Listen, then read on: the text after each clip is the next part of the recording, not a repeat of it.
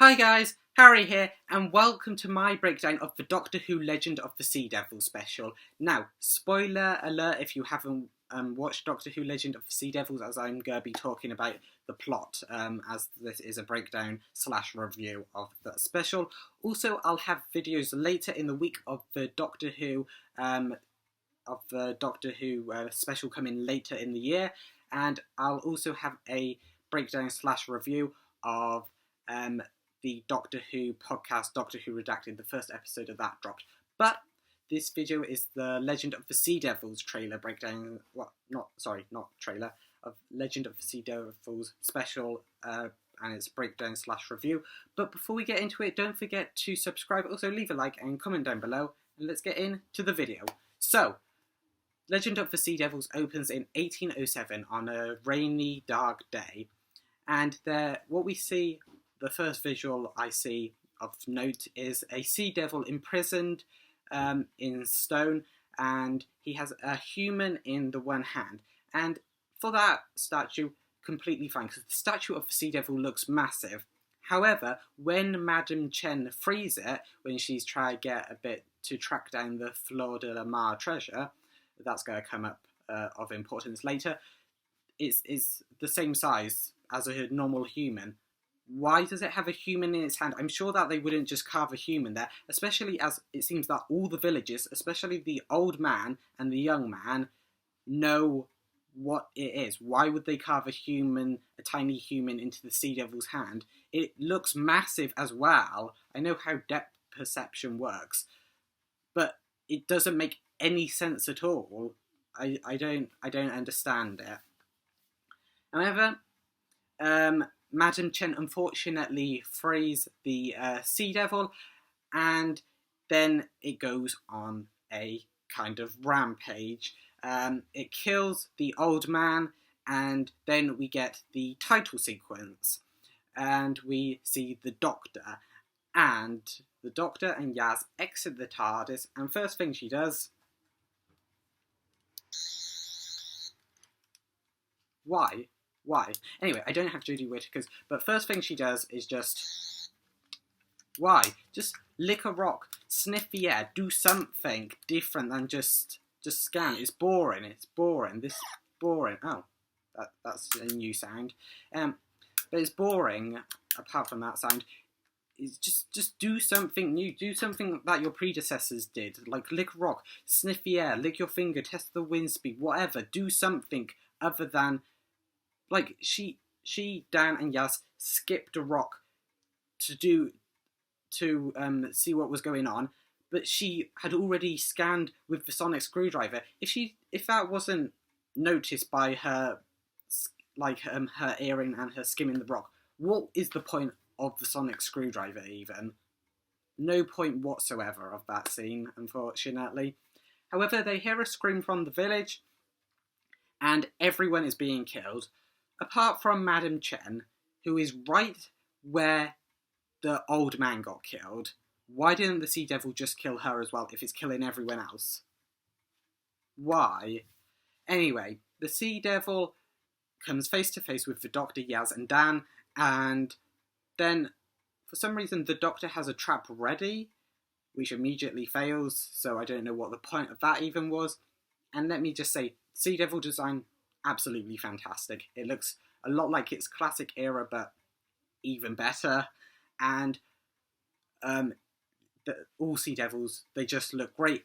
Apart from the fact that a ghost ship shows up, and that's quite good. It could be better, but a ghost ship, and the Sea Devil literally jumps in the air, and it is bad CGI. It is so bad. Why was that even a thing? And even in the Doctor Who universe, I'm not even sure that that's a Sea Devil's power.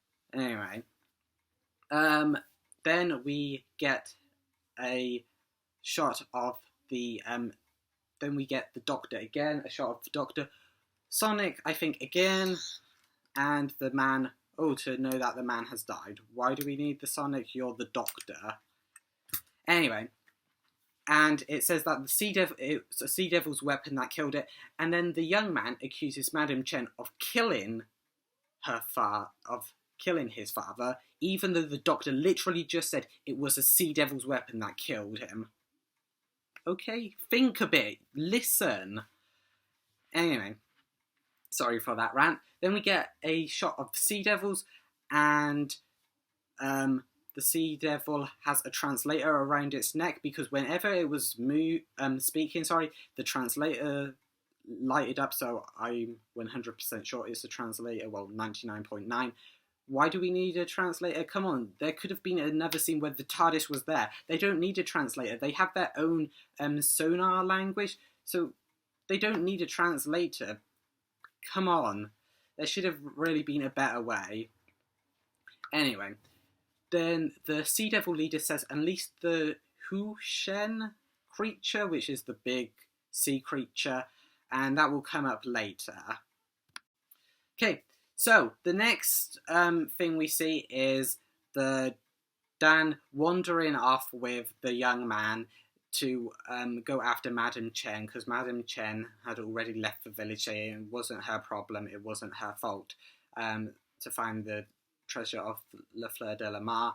And with Dan wandering off, the Doctor and Yaz decide to wander off, even though that's against the Doctor's rules, but they both wander off in different directions. So the Doctor and Yaz go to 1533 to see Ji Hun, who Madame Chen said was the last person to know to have the treasure of La Fleur de la Mar.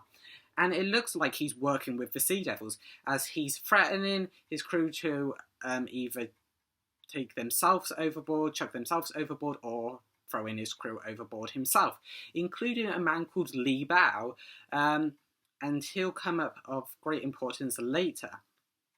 However, the Sea Devil double-crosses Ji Hun. The Doctor and Yaz think that the ship has crash-landed with the treasure of La Fleur de la Mar on it, so they go to the to the seabed underwater, but in the future, 1807, and they could see, so they'll have the treasure and the shipwreck. But unfortunately, they don't see the shipwreck, or the treasure. They don't notice this at first because they go down underwater, and it is a great shot of the TARDIS underwater, just great. The humour in this episode, it's just tonally wrong. The jokes themselves, stand alone in a different scene, might be funny, but they're not funny in the scenes they're in. Anyway, the Doctor and Yaz then unfortunately get in the TARDIS. The seabed falls away from them, and the monster comes up and is almost consumes the TARDIS. But then straight away they're in the Sea Devil's lair, and it's why didn't the sea creature just eat the TARDIS, or is the Sea Devil's lair inside the creature? It's just weird. It's just weird, to be honest.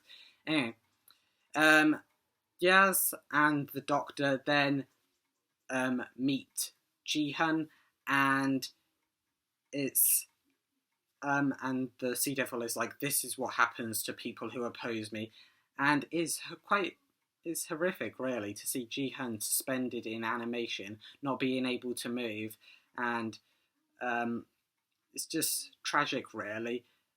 But I mean, the Sea Devils is to show that the Sea Devils are the bad guys, because before, the Sea Devils / Silurians have been treated as really nice people who are willing to negotiate for their planet, but these Sea Devils are devils. They will take the planet by force, and they will eradicate the human life on it, and I will get to their plan later in the video. But where's Dan? So Dan is on Madame Chen's ship, and him and the young men get caught by Madame Chen, and she forces them to be the crew, because the reason why she wants the Fleur de la Mar treasure is because she needs a crew, because her crew got taken. So that's why she needs the treasure to pay the ransom, including her two sons in there, ages 3 and 6 respectively, And I think this is quite frankly horrific. I mean, Madame Chen is a pirate, but another pirate has stolen her family, her crew, her friends, and she just wants to get it back, even by paying the treasure, by paying the lost treasure, something that will be worth a lot to a lot of pirates. And she was just willing to give it all up just for this, just to get them back. Anyway, so we find out that Ji-hun was tricking the Sea Devils, and he was actually saving his crew, which draws a really nice parallel between Ji-hun and Madame Chen, and it makes them seem a lot more sympathetic, and I think that is great, as I think they deserve more sympathy, because Madame Chen and Ji-hun were just really great, and it made them much more human and much more like 3D, three-dimensional characters. Anyway, the Earth's geomagnetic pulse is being flipped by the Sea Devils, and that is their plan. They are going to flood the Earth, and then, of course, they're aquatic creatures, so they'll be the dominating race on Earth. However, this makes it look like the stars are moving, which we saw when Madame Chen was using the stars to try and guide to get the treasure and also get to where she needed to be to pay the treasure over to her crew's captures. But the Doctor and Yaz then join up with Dan, and they need to fight the Sea Devil leader and his minions. And the Doctor's sword fighting skills aren't, of course, nothing like the 10th Doctor's sword fighting skills. She loses the sword like 4 times. And then Sonics it again to bat it away. Why didn't you just do that in the first place then? And then she gets all mad when Ji-hun kills a Sea Devil, even though I think he was completely justified. As he said, it took away his life, and they all act really shocked. And then when they go to get the treasure, Dan kills like 10 Sea Devils in 2 swipes. And no one's shocked about that. No one mentions, oh, dang, you killed 10 Sea Devils. Oh, but Ji-hun killing 1. Oh, that's a big no-no. What? And also, it makes the Sea Devils look like a joke to be taken out in 2 swipes. And it's not like an actual sword swipe. It's just like someone like in a movie who has no sword experience going, like, what? That would not take out a highly trained legion of Sea Devils. It makes them look like a joke, and that's just a real disappointment. The Doctor and Yaz have a nice moment where they talk about their feelings, and the Doctor talks about how if she would want to be in a relationship with someone, it would be Yaz, as Yaz is the greatest person she has ever met. And I like how there's an indication, there's a link to River, and the Doctor even mentions River, as the River is the Doctor's wife. And I think it's a real important thing that the Doctor has had past relationships before, and in the end, that's why she can't be with Yaz.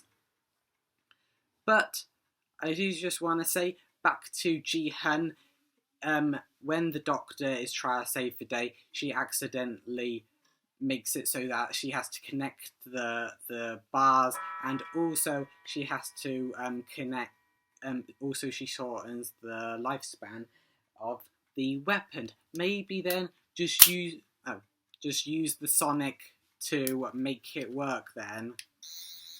I mean, the Sonic is a magical device. Maybe it can work there then. But no, Jian has to sacrifice himself. And I think that is a real shame, because he was saving his life. Like, Li Bao is actually the great-granddad of the young man. And he managed to escape. So Ji-hun technically saved the young man's life as well. Giving him life. And obviously protecting the Sea Devil statue. Obviously, Li Bao put it in there and put the keystone to his son so that the Sea Devils could never get their plan. Unfortunately, they did steal it earlier in the episode, but I didn't feel the need to mention it, as the Doctor just saves the day immediately with the help of Ji-hun. Anyway, they have 50 seconds to escape because the Doctor sped up the time by accident, but it takes them 56 seconds for them to leave and it's a blow up, not 50. Yeah, I did time it. But that's just a small niggly little detail. However, the young man, the Doctor says, we better get you back to your village, but Madam Chen is like, no, he's my responsibility, he'll become one of my crew, and I'll go and get my crew and hopefully pay the ransom, as the Doctor did let her keep the treasure, as it wasn't for her own gain.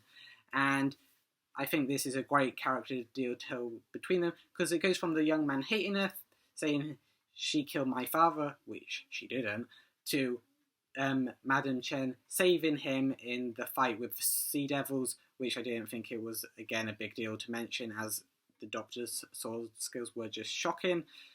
And I think it creates a nice detail because Madam Chen can now take care of the young man, and he has some semblance of a family. Anyway, there's a conversation between Dan and Dai in which they reconcile, but I think it's just a bit weird, like Dai did not like Dan at the end of the Flux, and then she hasn't really been mentioned since, and then Dan just suddenly calls her and she just suddenly picks up and is like, oh, let's get back in a relationship. Bit weird, but maybe it's going to distract him from the final scene, of which we get probably the best scene, and not because it's the end, but because the Doctor gets into why she probably can't be in a relationship with Yaz, because it hurts her too much. Sooner or later, the companion is going to die or leave or something, and it hurts her heart too much, and she can't put herself in the same situation with Rose and even her own wife, River Song. But, I mean, I think it's just enough. There's not really any payoff, and unfortunately this episode is just really forgettable. If you haven't watched this episode, I don't recommend watching it. Really, straight up, I don't recommend watching it. It's not a good episode. It's just a waste, really, and I'm just so glad to see the next episode at the end of this year. See, the thing is, a lot of people have been like saying, oh yeah, this episode is good, but have been hyping up the next episode so much more. I mean, I didn't even mention Dan that much. I don't even know the young man's name. I don't know if it was even mentioned in the episode. That's how much it's just uninteresting. There's almost no really character build-up with Madam Chen and Jihan. It's just making them sympathetic in partial scenes, but it's so much of an exposition dump on them that you forget everything else that has happened. So really, if you haven't watched Legend of the Sea Devils, I don't recommend watching it. I'm just hoping it's onwards and upwards to Jodie's last episode. But let me know what you think down in the comments below. If you liked this episode, don't forget to leave a like, and also, I think I also already said comment down below. Oh, subscribe and share it out, and I will see you in the next one.